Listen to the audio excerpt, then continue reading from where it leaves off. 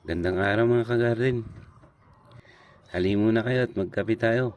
Tamang tao, medyo malamig ang panahon. Kailangan ng pangpainit. Ang topic pala ng video natin ngayon mga ka-garden ay kung paano ginagawa ang brewed coffee at saka kung paano ang magtanim ng kape. Ito nga pala yung mga tanim ko na kape.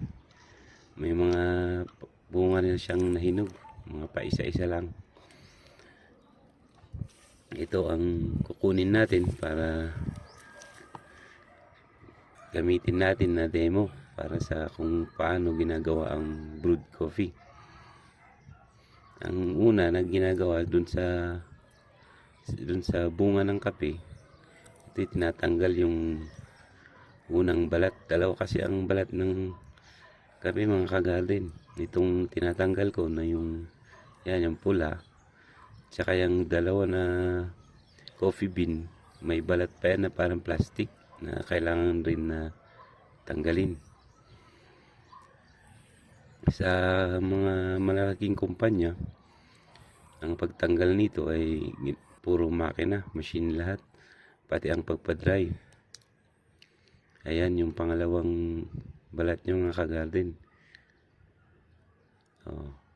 Ayun, para siyang plastic.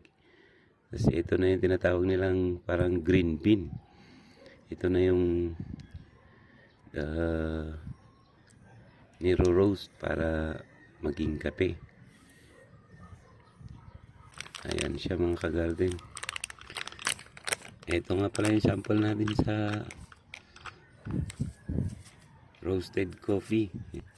Lalagyan na lang ito ng tubig tsaka asukal, pwede nang kapehin. Ganito ang proseso mga ka-garden. Yung bunga ng kape, babalatan yan, tapos dalawang lalabas na coffee bean, tapos ipapatuyo sa araw, bibilad sa araw. Pag nabilad, tatanggalin yung balat niya, tapos pag nabilad na ulit, pwede na siyang i-roast. At pagka nasangag na siya, pwede na siyang bayuhin o dikdikin. Tapos isang kutsara, depende sa timpla, ilagay dyan sa coffee maker, lagyan ng mainit na tubig, tsaka ilagay sa tasa or baso, lagyan ng asukal, pwede na itong kapehin. Ayan mga ka-garden ang proseso ng kung paano ginagawa ang brewed coffee. Punta naman tayo mga ka-garden sa kung paano tinatanim ang kape. Dalawang proseso rin ito mga ka-garden.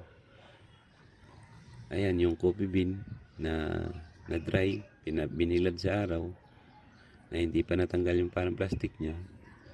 Ibaon mo lang yan sa lupa mga ka-garden, tsaka diligan kung saan na siyang tutubo. Yan. Or kung gusto mo ng mas madali, sa ilalim ng mga malalaking kape, may mga nahuhulog kasi minsan tumutubo sila. Ayan, kunin mo lang ito, dahan-dahan na kunin, tsaka ilagay dun sa seeding pot. Ayan yung mga tinanim ko. Ito itatanim natin tong kinuha natin sa ilalim ng mga malalaking kape.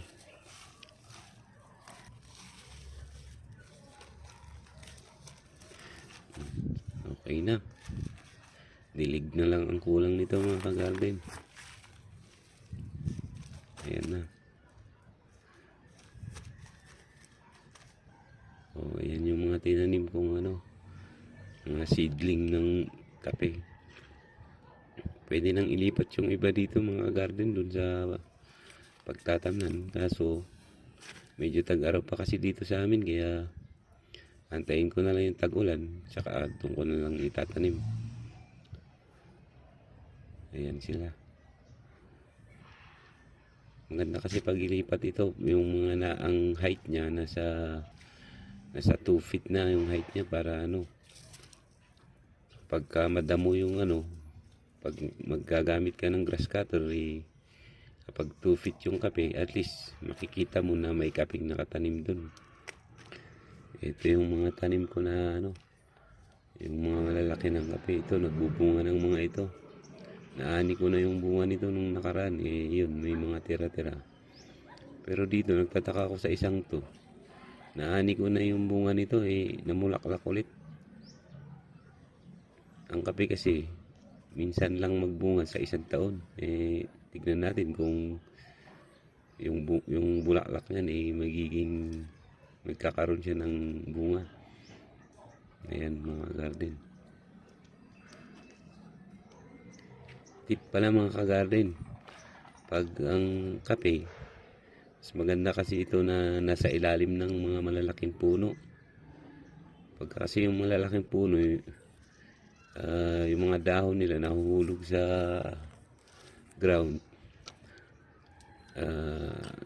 nahihirapang tumubo yung mga damo. Kaya pag yung kape lang ang tumutubo dun sa ilalim, kaya maganda na ang kape ay nilalagay sa ilalim ng mga malalaking puno gaya ng ipil-ipil o kaya kalyandra o kaya dito sa amin mga pine tree, ganun. Para yung mga nahuhulog na mga dahon ay pinipigil nila yung pagtubo ng mga damo. Ayan yung taniman ko mga ka-garden. Salamat sa panonood. Thank you.